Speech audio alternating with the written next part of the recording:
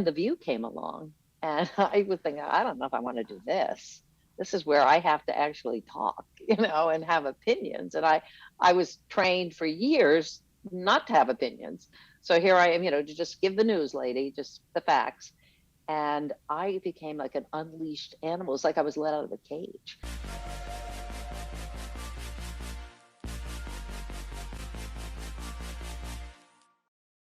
Hi friends, welcome back to Really Famous, where you get to know your favorite celebrities on a really intimate level because I was a therapist and that's how I roll. All right, right now you're going to get to know Meredith Vieira on a really personal level. I mean, you know her already, but you don't know her like you're going to know her when you get into this. So let's do it.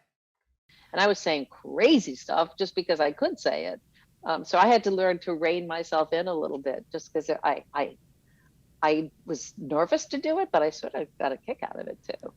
That's so interesting. So were you scared leading up to it? Like, so what happened? Did Barbara Walters ask you, say, like, let's do this together? Or what? How did this start and what were your No, thoughts? I had been at the evening news, and then I did West 57th, and then right after my son was born, or while I was still pregnant, when I went off for maternity leave, I was offered the job at 60 Minutes.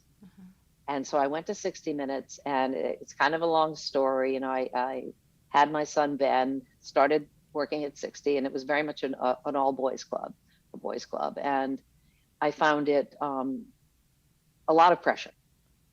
And if you were not in Don's office, sort of performing, quote unquote, what was wrong with you? And I had learned how, by having a kid, I knew how to um, time manage pretty well because you have to. So I would do my writing late at night, and I worked with my producers. If I had a story that would take 5 days, we did it in 2 days. I just did a lot of interviews so I had more time at home. And I think that rubbed Don the wrong way. And I made my peace with Don, so this is not anti-Don Hewitt at all. He's a genius. But I think my baby was Ben, his baby was the show. And we were butting heads a lot. And then I got pregnant with my second son, Gabe, and that was the handwriting on the wall. So I left 60, and I did early morning news with John Roberts, who's now at CNN. Actually, he had just come out from Canada, and we did the show together. And I'm not a morning person. Go figure. Because I've done morning Right. stuff, but I just couldn't stand it. And nothing about John. It was just exhausting. I was at work by 2:30 in the morning, and I just had no life. It was awful. And then I think I kind of planned getting pregnant. I didn't, but I did somewhere in my subconscious because I got pregnant Subconsciously. with Lily. Uh-huh. And then when I had Lily, I left. That was it. I didn't want to do that anymore. And then I got offered a job at ABC at a show called Turning Point, which was long form with a wonderful woman named Phyllis. I'm blanking on her last name now. I'm sorry to say that. That's terrible. But she got me.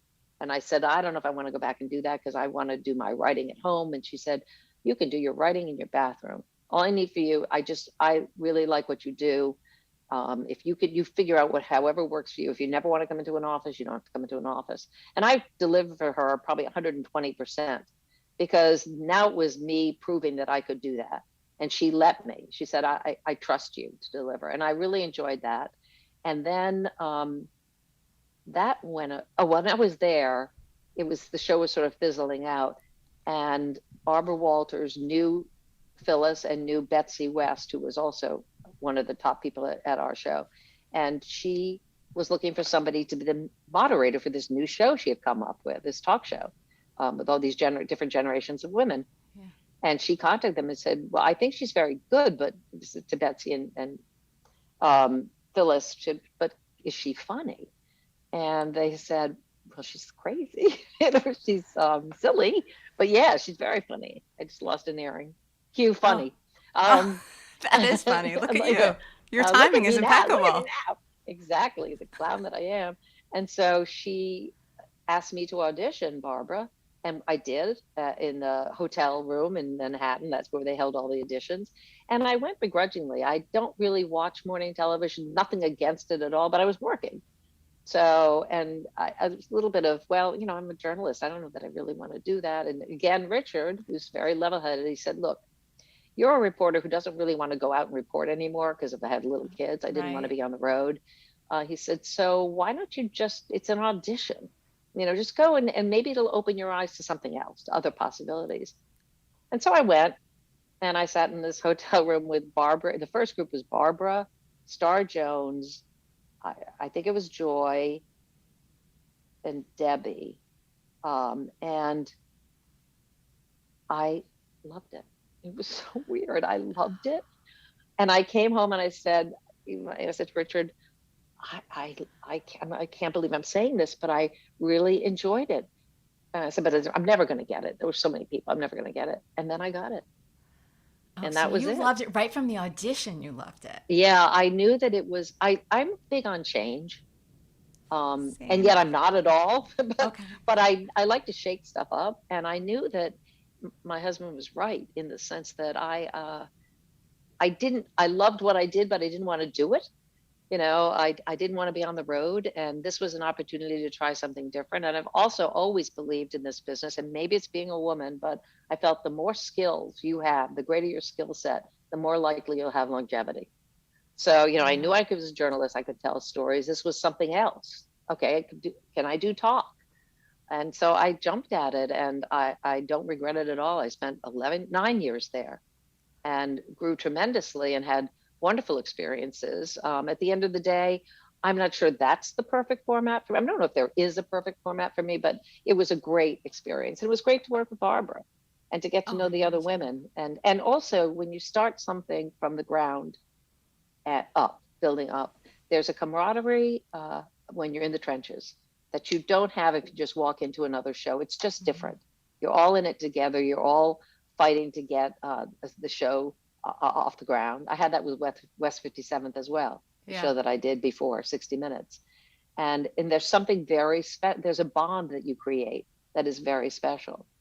And then when the game show came around, Millionaire, and I was offered that, I thought, okay, I like Millionaire. Why not? People said to me, why would you do a game show? And I said, well, I like game shows. What's wrong with game shows? And that was Regis's show, that he didn't want to, the only reason I got it was he didn't want to do syndication. He had done the prime time and he wasn't interested in doing syndication. They would have given it to him. And I'm so glad that I adored doing that. That was so much fun. I did that for 11 years. And also with Today Show for a few of those years as well. 5 of those years. There isn't there doesn't have to be a perfect format because you like change and you like all of these. So that's like the best of both worlds. To go from 60 Minutes. So you were the youngest reporter at the time, right? On 60 Minutes? Yes. That's major. I just read Katie Couric's book. Did you read it? I did not. I don't, and I'm sorry about, all good. On, honey. It's okay. That's Sweet Pea for those who wonder. I'm not really interested, this is nothing about Katie, in industry books. I'm in the industry, so I don't particularly gravitate toward them. I got it. So no, I didn't, but I saw a lot of clips, whether fair or not, clips it's like taking a part of an interview and focusing on that. Exactly. But I saw that. Exactly. But tell me what you were going to say. Yeah, so she did say it was tough, especially like an old boys club like you were talking about. I know that she said in the book that it was tough, and that was her dream, of course, to get to 60 Minutes. But yeah, so that's major. And then just to go from there and all the other, I just have to get back to Barbara Walters again. So yeah, sure. Barbara is like a total icon. I remember trying to get her to book her for the New York Times Sunday routine. I wanted to talk to her so bad. I was like, oh, that'd be so good. I couldn't get her. I just couldn't. I didn't even really have a contact who worked with her. So I guess I gave up on that. But was she amazing? Like, what was she like? Yeah. Wait, first, let's take a break. So this is Sweet Pea, right? Did you say Sweet Pea? That's Sweet Pea, yes. So my best friend who I grew up with, her cat, her name is Sharon Velasquez, and her cat's name was Sweet Pea. And she lived to like 18 or something like that. Oh, well, she's 17 now. So she and her brother, Felipe, are just almost 17.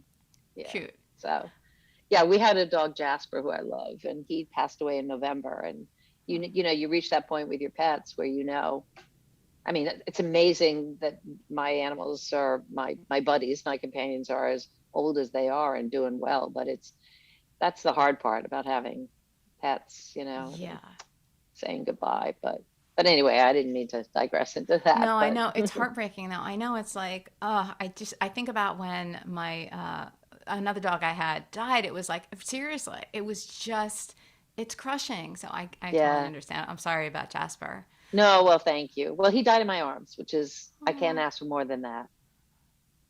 and Yeah. he lived a good life, right? Did He he? lived a very good life. Yeah. He was Okay. waiting for me that morning, November 1st. He was at the bottom of the staircase and he never did that. And I just knew. And we just sat there. But you know, it was the most amazing thing. He had started to have some seizures and he was having a seizure. And I just knew this one was different. And I'm holding him. And my two cats came up to him and sat at his head like sentries. And they did not leave him until he passed away. They sat there for 1 hour. It was unbelievable. It was like, we are going to be here for you. It was, I get emotional when I think about it because at such a difficult time, it was actually beautiful. It was like Yeah. they knew, they Yeah. knew. It's They're yeah. smart, those buggers. It's no animals or something about their Yeah, sense that they have. It's like not like it's I nothing don't we know. have. Yeah, No, it's no. beyond that. It's beyond that. So, But it's nice that you can look back and think of it as beautiful because yeah, it oh, was, and that's life. absolutely. Yeah, And that's life. At the end of the day, that is life. So that's a part of it. And I mean, he was ushered into his new world by his best friends, you know. that's sweet and sad. Yeah. Um, okay, so we Oh, were so talking Barbara, about back to Barbara. Barbara. Barbara, nice, That's nice. Let's that's a switch. difficult Like, segue from Barbara.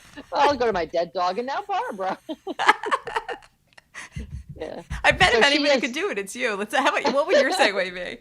I have another old bitch. No, Barbara. Barbara would love it. She's Barbara Walters. I mean, she's really smart and she's tough, tough, tough. And talk about whatever Katie says about the difficulty in the business, or I say, pales in comparison to what Barbara was the trailblazer. She faced much more than I ever did. And I'm not even going to speak for Katie, but certainly much more than I ever did. And she had a stick to itiveness about her and she was going to do it. And she was not taking no for an answer. And even when she was with Harry Reasoner, those were dark days when she was anchoring with him. He was not nice to her. She didn't get the backing of the network that she deserved. But she ended up being let go from that show, but she didn't give up. And I think she rediscovered herself, or they rediscovered her when she started doing long interviews and made a name for Oh, herself. So by the time, obviously, The View came on, she's an icon beyond right. icons. But I didn't know, if you wanted to hear a really filthy joke, give her a martini. She had the most incredibly, and I don't mean in a bad way because she's such a classy lady, Yeah. but she could tell it. And I think it may be because her dad was a nightclub owner. She was around that whole environment. That's where she was raised, really. And so she knew how to deliver a line. She knew timing. And because it came out of her mouth, it was like, oh my God, wow, I just heard the most amazing joke from Barbara that I can't even repeat. But that was part of her charm, that she was a Hmm. complicated person. And I could see why she wouldn't want to be interviewed by you, because she was also private and very Oh, shy as well, but very, very private. She had a persona and she yeah. didn't really like people seeing behind that. That makes sense. And that's also Yeah, like you were saying before, that's more of what it was then. It was like nobody really needed to or wanted to hear, or you weren't supposed to hear from the people who were telling the story. right, So, but right, even when she did the long form interview, you would get a sense of her. But like you said, it was her persona, I suppose. And The View, we probably saw a little bit more of her there.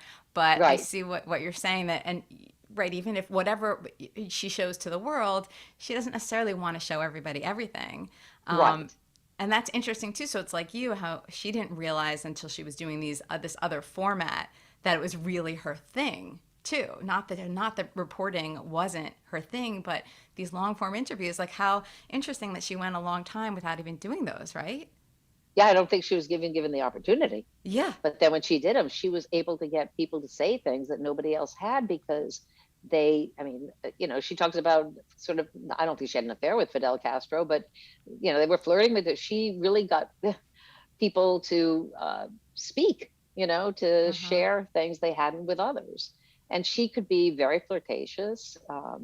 She knew how to work it. essentially. She knew how to Yeah. work it and get those questions in where you went, wait a minute, what did she just ask me? What did I just answer? And then she's Love on it. to the next thing. She was good at it. She was really, really good at it. But she was also a taskmaster. When you were on The View, she didn't like something, you knew about it.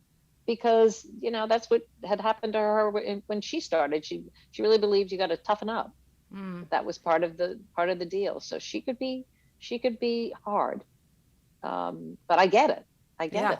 She expected from everybody what she delivered. Mm-hmm. And if you were not professional, if you didn't know your stuff, you know that she knew about it. Well, Either she that's would tell you or she'd tell the producers. That's unacceptable. Yeah. so then the producers would have to tell you.